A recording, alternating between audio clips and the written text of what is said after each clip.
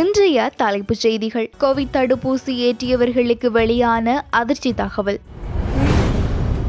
தமிழகத்தில் பேருந்து கவிழ்ந்து பாரிய விபத்து, 5 பலி. லண்டனில் மர்ம நபர் ஒருவர் நடத்திய கத்திக்குத்து தாக்குதல், சிறுவன் பலி, பலர் காயம். மக்களுக்கு மகிழ்ச்சி தகவல், குறைவடைந்தது எரிபொருள் விலை. இலங்கைக்கு கொண்டுவரப்பட்ட 2000 கோடி மதிப்புள்ள போதைப்பொருள், 14 பாகிஸ்தானியர்கள் கைது. கோவிஷீல்டு தடுப்பூசி பக்க விளைவுகளை ஏற்படுத்தக்கூடும் என அஸ்ட்ராசெனகா தடுப்பூசி நிறுவனம் முதன்முறையாக நீதிமன்றத்தில் ஒப்புக்கொண்டுள்ளது. இந்த தடுப்பூசியானது பல்வேறு வழக்குகளில் உயிரிழப்புகள் மற்றும் உடல் உபாதைகளை ஏற்படுத்தியுள்ளதாக வழக்கறிஞர்கள் தெரிவித்துள்ளனர்.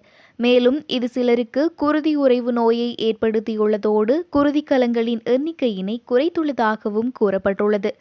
அதேவேளை அஸ்ட்ராசெனகா தடுப்பூசி பல்வேறு குறைபாடுகளை கொண்டுள்ளதோடு அதன் செயற்திறன் மிகவும் அதிகமாக்கி காட்டப்பட்டுள்ளதாக வழக்கறிஞர்கள் தெரிவித்துள்ளனர்.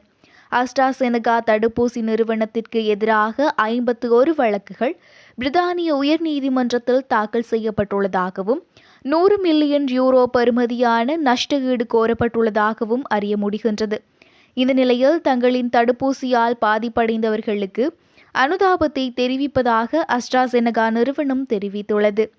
மேலும் நோயாளிகளின் பாதுகாப்பே எங்களின் முன்னுரிமை எனவும் அனைத்து மருந்துகளின் பாதுகாப்பான பயன்பாட்டை உறுதி செய்ய எங்கள் அதிகாரிகள் முயற்சிக்கின்றனர் எனவும் அவர்கள் அடிக்கோடிட்டு காட்டியுள்ளனர். குறித்த நிறுவனம் கோவிஷீல்டு தடுப்பூசியை ஆக்ஸ்போர்ட் பல்கலைக்கழகத்தில் உருவாக்கியிருந்தமை குறிப்பிடத்தக்கது. தமிழகத்தின் சேலம் மாவட்டம் ஏற்காடு பகுதியில் நேற்று இடம்பெற்ற பேருந்து விபத்தில் சிக்கி 5 பேர் உயிரிழந்துள்ளனர். அத்துடன் இந்த விபத்தில் சிக்கி 45க்கும் அதிகமானோர் காயமடைந்துள்ளதாக இந்திய ஊடகங்கள் தெரிவித்துள்ளன.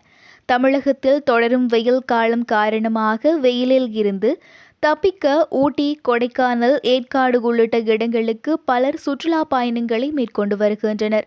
இந்த நிலையில் நேற்று மாலை 6 மணியளவில் ஏற்காடு பேருந்து நிலையத்தில் இருந்து சேலம் நோக்கி பயணித்த பேருந்து ஏற்காடு மலையின் 11வது கொண்டையூசி வளைவில் கட்டுப்பாட்டை இழந்து 50 அடி பள்ளத்தில் கவிழ்ந்துள்ளது. இந்த விபத்தில் ஒரு சிறுவன் உள்ளிட்ட 5 பேர் உயிரிழந்துள்ளனர். அதுடன் குறித்த பேருந்தில் பயணித்த 45க்கும் மேற்பட்டோர் காயமடைந்துள்ளனர்.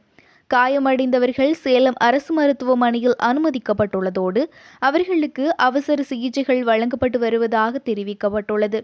இந்த விபத்து காரணமாக குறித்த பகுதியில் போக்குவரத்து பாதிக்கப்பட்டுள்ள நிலையில் சம்பவம் தொடர்பான மேலதிக விசாரணைகளை காவல்துறையினர் முன்னெடுத்து வருகின்றமை குறிப்பிடத்தக்கது.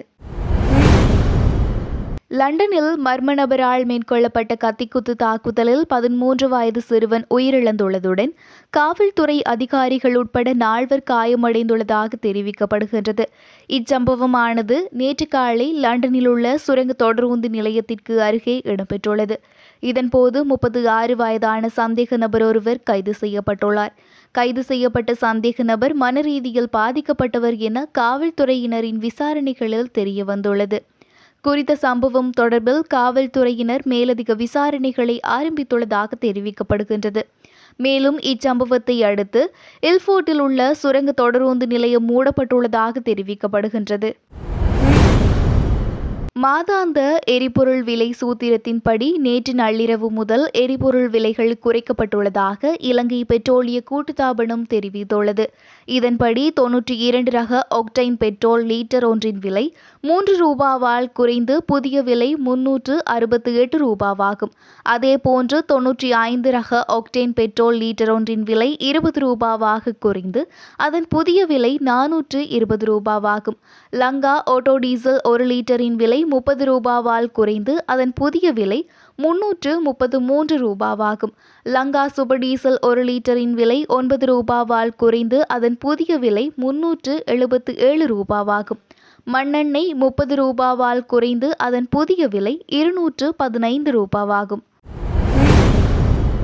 இலங்கைக்கு 600 கோடி ரூபாய் பெறுமதியான ஹெரோயின் போதைப் பொருளை ஏற்றி வந்த பாகிஸ்தான் மீன்பிடி கப்பலுடன் 14 பேரை இந்திய கடலோர காவல் படையினர் கைது செய்துள்ளனர். இந்த பாகிஸ்தான் கப்பலான அல் ரசாவில் இருந்த அனைவரும் பலுசிஸ்தான் மாநிலத்தை சேர்ந்தவர்கள் என்று இந்திய ஊடகங்கள் தெரிவிக்கின்றன.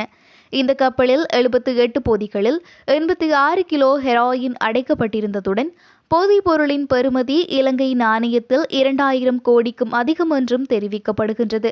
இந்த போதைப் பொருள் கையிருப்பு இந்தியாவிற்கு கொண்டு செல்லப்படவில்லை என்றும் இலங்கைக்குள் கொண்டு செல்லும் நோக்கில் செயற்பட்டுள்ளதாகவும் கூறப்படுகின்றது. இந்திய கடலோர காவல்படை இந்த நடவடிக்கைக்காக கண்காணிப்பு விமானங்களையும் பயன்படுத்தியுள்ளதாக தெரிவித்துள்ளது. இவ்வாறு கைது செய்யப்பட்ட பாகிஸ்தான் பிரஜைகள் குஜராத் மாநிலத்தில் உள்ள போர்பகிதாருக்கு அழைத்து செல்லப்பட்டுள்ளனர். இத்துடன் எமது காலை நேர பிரதான செய்திகள் முடிவடைகின்றன.